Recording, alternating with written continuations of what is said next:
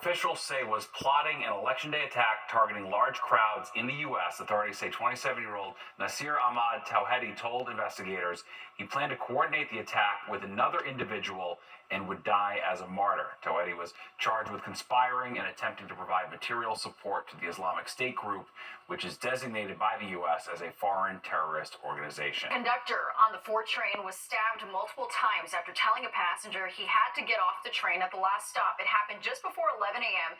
inside the Crown Heights Utica Avenue station. The conductor, 64-year-old Myron Pollock, has been at the MTA for 30 years, and tonight he is in critical condition at Kings County Hospital after receiving emergency surgery for his stab wounds. He's a real pro, and everybody relies on him. He mentors people. He's one of those guys that knows his way around the system and is beloved by his fellow employees. Authorities arrested 27-year-old Jonathan Davalos. He's facing an attempted murder charge. The MTA says the suspect has prior arrests for attack on its employees. Well, it looks like your average quiet residential Brooklyn neighborhood. Right, but as Fox 5's Kendall Green shows us, police say the house on Exeter Street was home to a pot-growing operation just across the street from a daycare. New York Sheriff deputies and NYPD officers seized a massive amount of marijuana Tuesday morning as they carried out a raid on what they tell us was an illegal cannabis grow house. These are things that should not be happening at all in anyone's community. Deputies handled large bags of weed from the home on Exeter Street in Manhattan Beach, Brooklyn, as neighbors watched the bust take place. I saw a lot of policemen here. It's so unusual. Authorities share the raid followed a 911 call Friday at the same home for a dispute. But once they got inside, officers say they spotted this elaborate operation with an excessive amount of marijuana plants in plain view. You have approximately 90 full-grown plants on the inside, and you have probably more than 100 pounds of product there, anywhere between 50 to 100 pounds of product that's already packaged. I don't think it's a big deal because weed is legal in New York. We're in New York.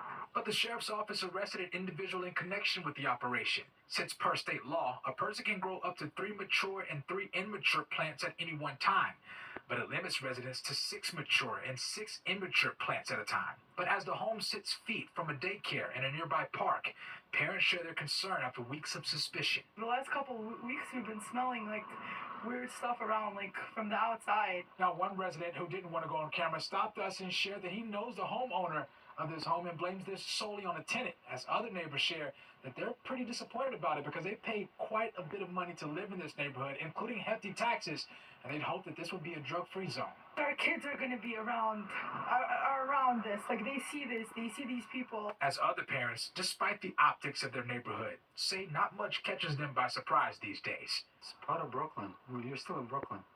So stuff happens, there are drugs around. You talk to your kids, you tell them what's good, what's not good. Kendall Green, Fox 5 News. Millions on the move tonight in Florida as they get ready for Hurricane Milton. Up next, we're going to take you live to Tampa. Talk to a reporter who has spent nearly 4 decades covering hurricanes as his community prepares for what could be the biggest direct hit in a century. Plus, caught on camera, a 10-year-old takes a trip to a playground. Nothing wrong with that, but it becomes a problem when he drives himself there.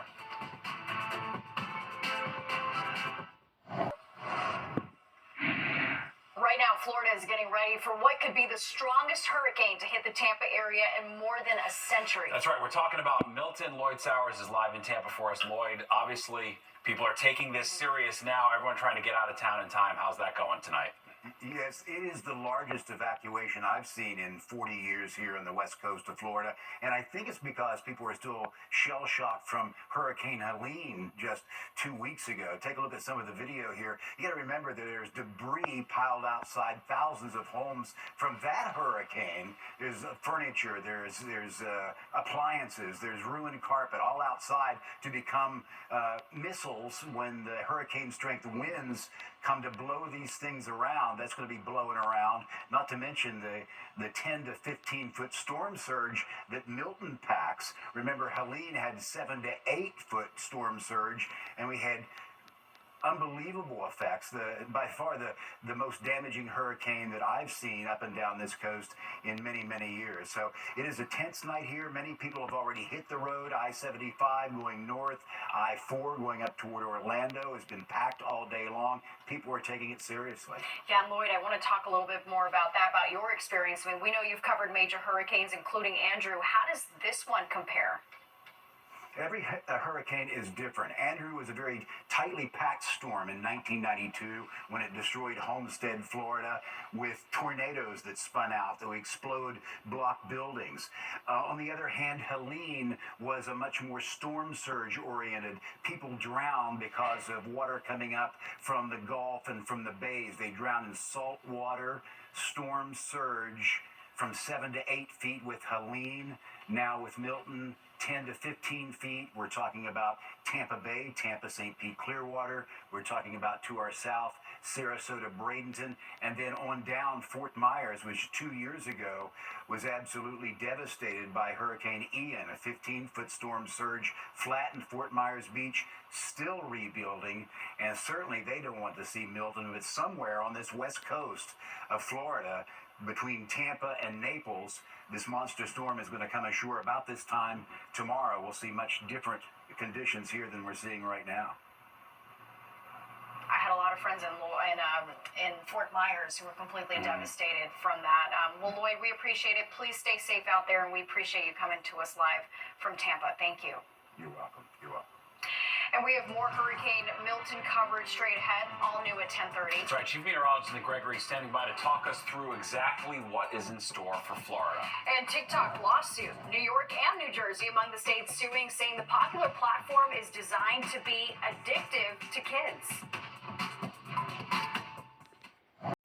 You're watching the 10 o'clock news. Okay, we are continuing to track Hurricane Milton, the Category 5 storm churning through the Gulf of Mexico right toward the west central coast of Florida. Tampa and St. Petersburg could get a direct hit when Milton makes landfall late tomorrow. Forecasters warning of destructive winds and dangerous storm surge as high as 15 feet.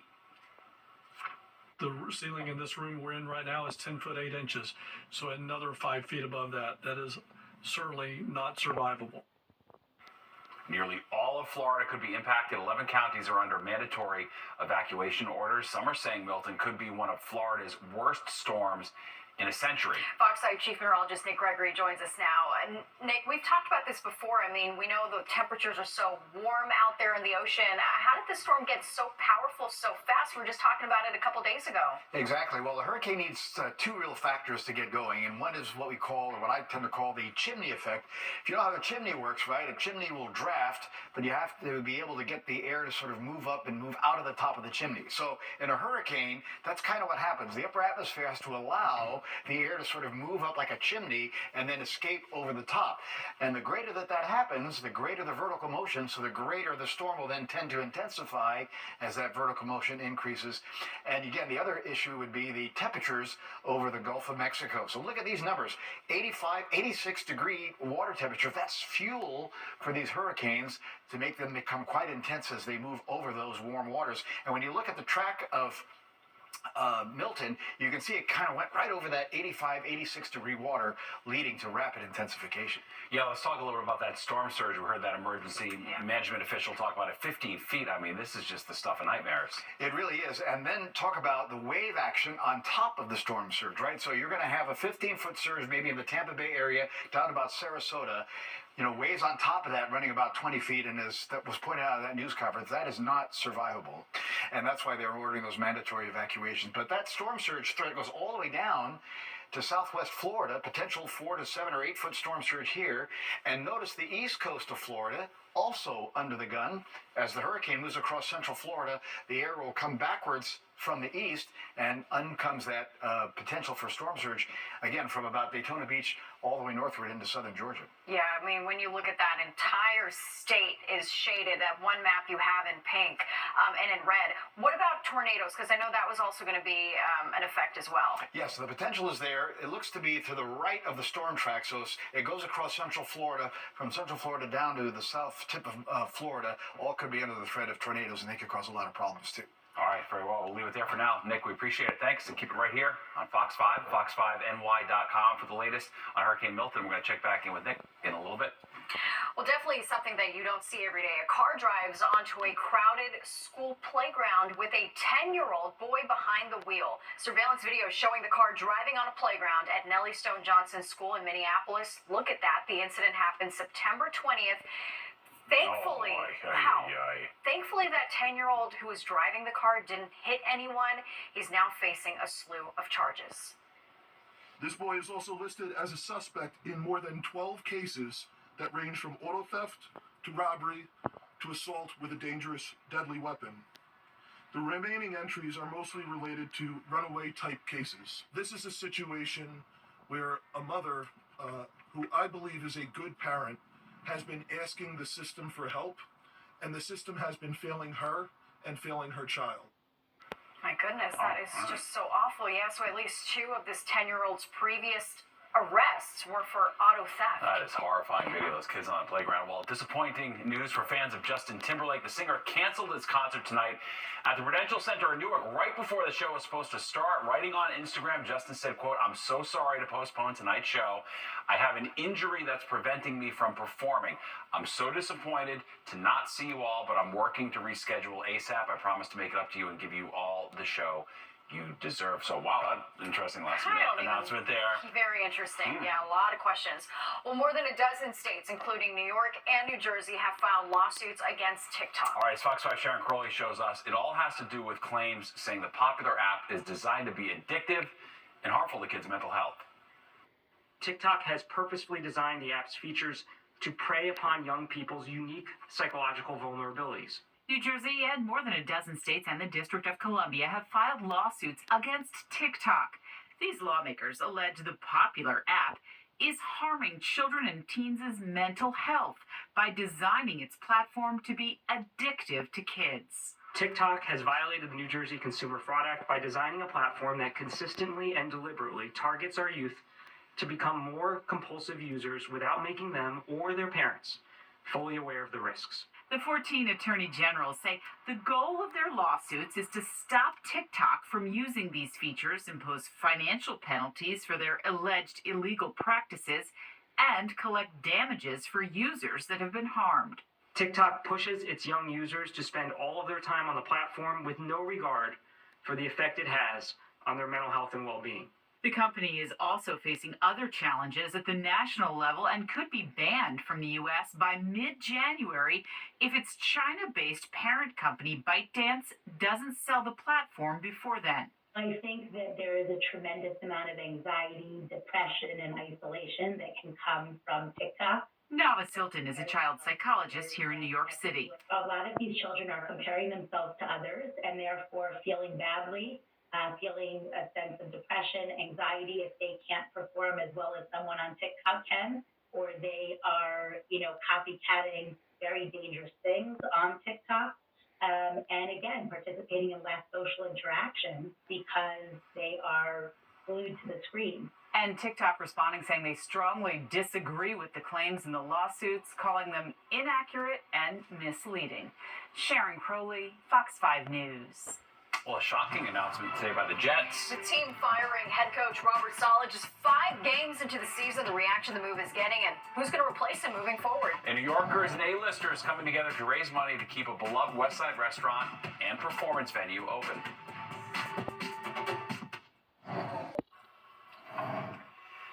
Well, big night for a Hell's Kitchen institution. We first told you about the push to save the West Bank Cafe over the summer. And they've raised a lot of money to keep the doors open, but as Fox 5's Jessica Formoso shows us, they pulled out all the stops with a star-studded gala tonight to make sure the West Bank Cafe has a long future on 42nd Street. A star-studded gala at an iconic New York City restaurant. Broadway stars like Tony nominees Liz Calloway and Amanda Green coming together to save their beloved institution, the West Bank Cafe, and its famed downstairs venue, the Laurie Beachman Theater. We caught up with actress Lorna Luft. Being a part of the Broadway community, when you call us, we show up. And of course, Laurie Beachman was an icon. Since the pandemic, the West Bank Cafe has been struggling to survive.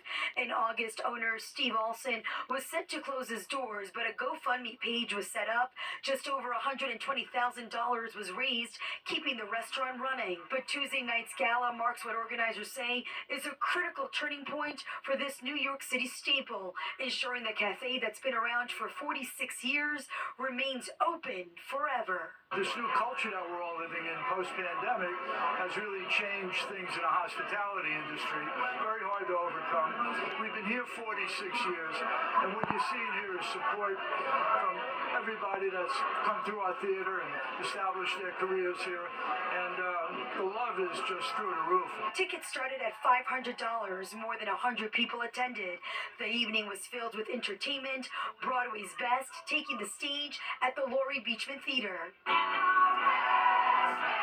Comedian Louis Black not only performed on the stage numerous times, but he ran the theater at one point, and the late Joan Rivers had her final show right here. Actress Julie Banco, who plays Fanny Bryce in Funny Girl, was among tonight's performers. This is one of the first places I came to see cabaret and to see some of my icons performing here when I was just a young, little chipper, up-and-comer.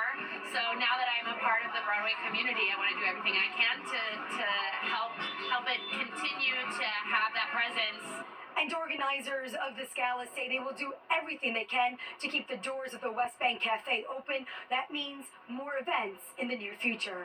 In Midtown, I'm Jessica Formoso, Fox 5 News. That's the legendary spot, for Absolutely. sure. All right, time for weather, and of course, the big story, Hurricane Milton. All right, let's go to Nick now with the latest on the track. This time tomorrow, going to be a much different story, sadly, down there. They'll be bearing down on the central coast of Florida. Just got the new advisory in from the National Hurricane Center. Still at Category 5. The wind's down 5 miles per hour at 160. Very, very dangerous still. And again, you can clearly see the eye as it's making its move now, again, to the east, northeast, and there are already some outer rain bands reaching the west coast of Florida. And it still is on track sometime tomorrow afternoon again, or tomorrow, I should say, late at night, to make landfall. And it's now moving northeast at 12 miles per hour, just over 400 miles to the southwest of Tampa. All right, look at the track guidance again from the National Hurricane Center. And somewhere it looks like, south of Tampa could be ground zero as a probably Category 3 storm. Still could be outside chance at Category 4. Either case, it'll be catastrophic. The storm surge, especially ahead and to the right of the hurricane, will be pretty bad.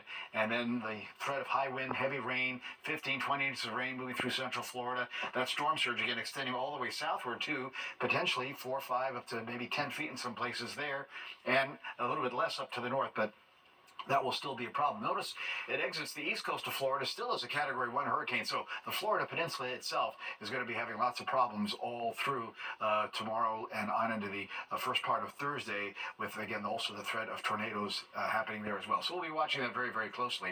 Our weather, completely different, right? What a beautiful October day here. We've had such a great stretch of weather, and that's not going to change. In fact, today we are right on target, 68.53. That's about where we should be. 87.37 in the records department. Pretty sunrise comes up at 7 a.m. now. We do have still some cloud cover. That will go away overnight. 62, wind out of the west, but light. Humidity's dry, and the pressure's rising. Good sign there, 2991. All right, we're down to 49, though, already. North Jersey by Sussex, Poughkeepsie, 48. 50s out to the east end, low 60s around town. We'll see some upper 30s, low 40s to the north and west tonight. Temperatures are just a little bit cooler than this time yesterday. Again, the wind's either calm or very light out of the west. And the highs today, mostly upper 60s. Again, very seasonal. Poughkeepsie at 70, low 70s, Newark down to the shore. Most of the northeast in the 60s today. Went from New England back across Albany to Rochester. State College there, 64. And we picked up 70-degree temps when you went towards the Ohio Valley. But we'll be likely just staying in the 60s as we go through the next couple of days, with Thursday likely to be the coolest of the upcoming. All right, still can't rule out a couple of little showers here. Again, parts of the Hudson Valley might just northern New Jersey, that's really going to be about it. But look at the big view and look at the real estate of dry weather all around the country. That's why we're going to be talking about days of some beautiful weather around here. So Futurecast overnight, the clouds should go away, get down to the lower 40s, upper 30s, few spots north and west. Low to middle 50s around town, near 50 at the coast. Tomorrow, mid upper 60s, again, a pretty seasonal day with sunshine and a couple of clouds. Tomorrow night, chilly again, especially in the suburbs, lower 40s there, about 50 or lower 50s in the city. And maybe even upper 40s as well, for that matter. And only getting back to the 50s to lower 60s on Thursday, but a beautiful day. All right, 55 tonight in town, but again, closer to 40 in those cooler spots, as we have, again, sort of a chilly forecast for the suburbs. 68 for tomorrow, pleasant day. Middle 60s as you get to some of the spots to the north and west. All right, 7-day forecast. Thursday is good. Coolest day, 62. Friday back, 67. 70s back for the weekend. Showers may come back, though, by Sunday night. So the weekend is dry, windy, a little cooler Monday heading into Tuesday. Natasha and Steve? Very well, thanks, Nick. Well, could your phone be an automatic dating disqualifier? All right, let's just say the iPhone-Android debate could impact your love life.